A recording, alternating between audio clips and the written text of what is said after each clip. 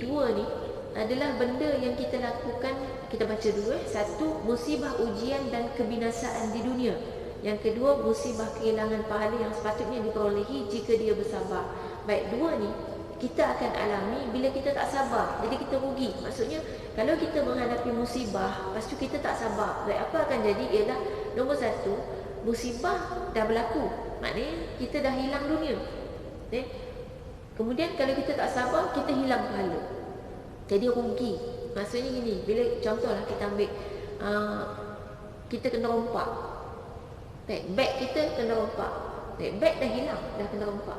Kemudian kita merawang, kita tak sabar, ada pula yang pergi jumpa Tok Bomo nak bagi dapat balik. Sebab dalam beg tu ada cincin berlian yang diwariskan oleh arwah nenek kita. Jadi sebab kadang-kadang beg tu tak kisah sangat, tapi isi dalam tu kan, ada handphone yang dihadiahkan pada anniversary kali ke-7 dengan arwah suami. Wah, yang tu kita jadi akhirnya marah. Kita nak juga dapat kembali. Kita tak sabar, kita jumpa Tok Bomo, kita akhirnya marah-marah, kita akhirnya jadi sedih. Yang itu maknanya dalam keadaan tu, kalau kita tak sabar, kita rugi sebab handbag dah hilang, barang dah hilang, maknanya dunia dah hilang. Kemudian tak sabar pula, pahala pun hilang. Akhirnya dunia dan akhirat kita hilang. Sebab tu sebenarnya kita tak ada pilihan. Bila ditimpa musibah, kalau nak untung, kita sabar. Cuma perlu difahami, sabar bukan bermakna tidak bertindak. Jadi bila sabar kena rompak, sabar, tak apa, itu rezeki berompak tu. Lepas tu rumah pula kena orang pecah rumah, oh tak apa, sabar, tu rezeki dia. Terbakar rumah pula, oh tak apa, sabar, bukan rezeki kita. Ada sabar itu ada tindakan. Kalau kena rompak, buat laporan polis. Cuma sabar ni berkaitan dengan perasaan. Maksudnya hati kita tu tak gelisah. Tindakan kita buat tapi hati kita tak gelisah. Contoh sekarang dalam COVID-19, macam mana yang dikatakan sebagai sabar menghadapi COVID-19, iaitu hati kita tak gelisah. Kita tak rasa takut, tak rasa bimbang. Ada orang ada ketakutan. Sampai ada yang cerita di rumah dia, setiap sudut rumah dia ada hand sanitizer. Padahal hand sanitizer sebenarnya tak perlu dalam rumah, sebab dalam rumah ada air. Hand sanitizer kan menggantikan air.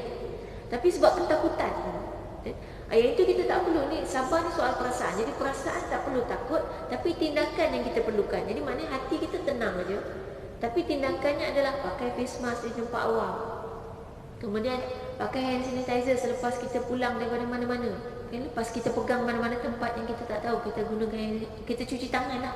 Sama ada nak guna air atau cuci tangan kan, sanitizer kalau tak ada air. Jadi maknanya itu kaedah tindakan. Itu yang Islam ajarkan. Tapi hati kita sabar, kita tenang saja. Itu maksud sabar. Tapi bukan maknanya kalau sabar tidak menafikan tindakan. Itu macam tu juga dalam isu rumah tangga. Kalau misal kata menghadapi keadaan pasangan yang ada masalah kan, yang mungkin mencederakan, menyakiti isteri kan, tak kira menyakiti zahir maupun batin kan. Kadang-kadang zahirnya tidak, batinnya kan. Suami tu rasa tak buat apa-apa, isteri rasa sakit hati kan. Baik, dalam menghadapi situasi ini, sabar maknanya hati kita kalau betul kita rasa tertekan, dia tahan. Kita tahan. Itu ada pahala. Tapi tindakan, misal kata, maknanya kalau suami sampai pukul, tak boleh kata kalau sabar maknanya diam. Kena pukul lagi, diam. Kena pukul lagi, senyum. Itu bukan sabar. Sabar maknanya okey, hati kamu tahan, tak perlu rasa gelisah, tak perlu rasa sedih sampai yang amat sangat, tak perlu sampai jadi apa, fikiran jadi tak waras, tak perlu. Tapi kamu tenang, tapi tetap bertindak mencari keadilan. Itulah namanya sabar. Baik, muka surat 150 ada syair sebut. Imam Syafi'i sebut, menyebutkan satu syair, sabrun jamilan ma aqramal faraja man raqaballah fil umur najah man sadaqallah lam yanalhu adha wa man rajahu yakunu haitsu raja. Bersabarlah dengan baik, nescaya kelapangan itu dekat.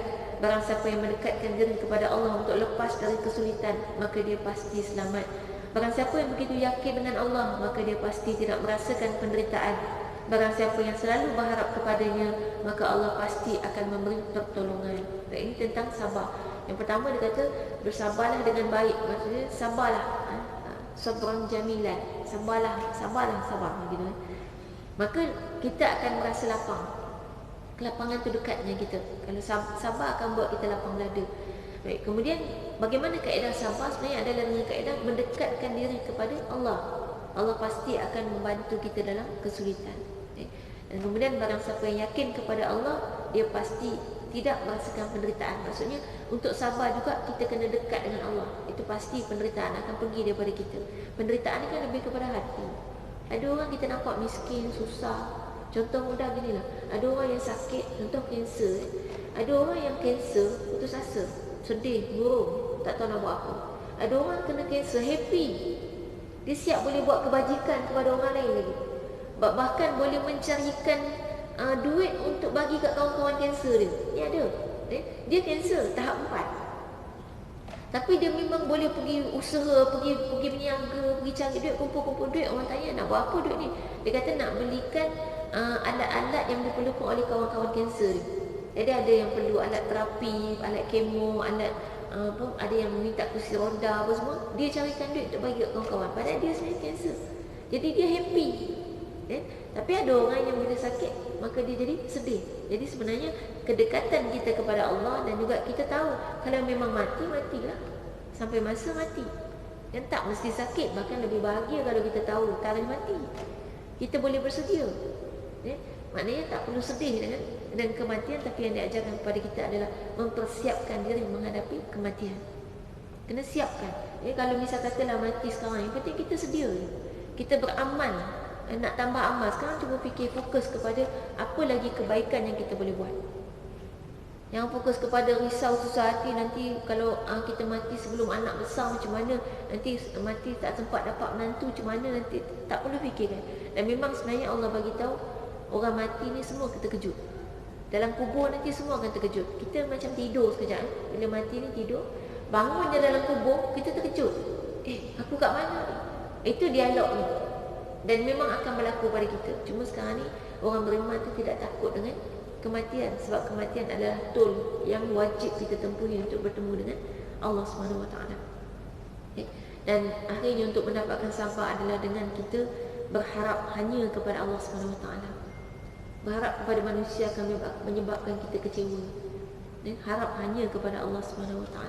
Apa pun bencana dan musibah yang menimpa kita, maka kaedah sabar adalah kita akhirnya hanya serahkan semuanya kepada Allah. Apa pun yang berlaku kepada kita, itu pasti kebaikan. Tak ada apalah tujuan kita hidup kat dunia ni melainkan hanya untuk ibadah.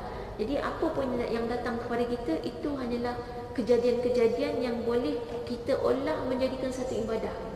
Jadi dalam COVID-19 kita cari suasana ni, apa yang kita, ibadah apa kita boleh buat. Misal PKP, bila kita tak boleh pergi mana-mana, kita duduk kat rumah. Ada yang sampai sekarang work from home, kerja dari rumah. Baik, apa dia ibadah yang boleh kita buat kat rumah kita? Bila tak tahu, bila tak fokus kepada ibadah tu, yang akhirnya makan lagi.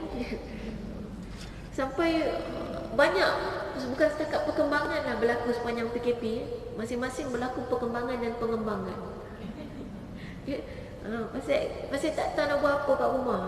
Padahal kita kena fokus ibadah apa yang boleh kita buat. Tak kira kita duduk kat mana pun. Kat pejabat kita buat ibadah, kat rumah kita buat ibadah, kat mana pun kita duduk, ibadah apa yang kita boleh buat. Dan ibadah ni kita dah fahamkan luas kan, bukan makna duduk atas sejadah berzikir, baca Quran saja, tapi termasuk juga kebaikan-kebaikan yang boleh kita bagi kepada masyarakat sekeliling kita dan juga kepada keluarga kita. InsyaAllah mudah-mudahan semuanya bertambah sabar selepas ni. Sama-samalah kita. Cuma main setting yang perlu kita set untuk sabar ialah tahan. Jadi mulai hari ini kita belajar untuk setiap kali kita nak melepaskan apa saja perasaan, tahan kalau perasaan itu negatif. Kalau tidak, kita ni jadi nak cakap pun kita main cakap je. Terutama bila kat rumah, rasa nak cakap je. Rasa nak marah je. Dah. Sekarang ni sabar tu maknanya tahan. Rasa nak marah, tahan.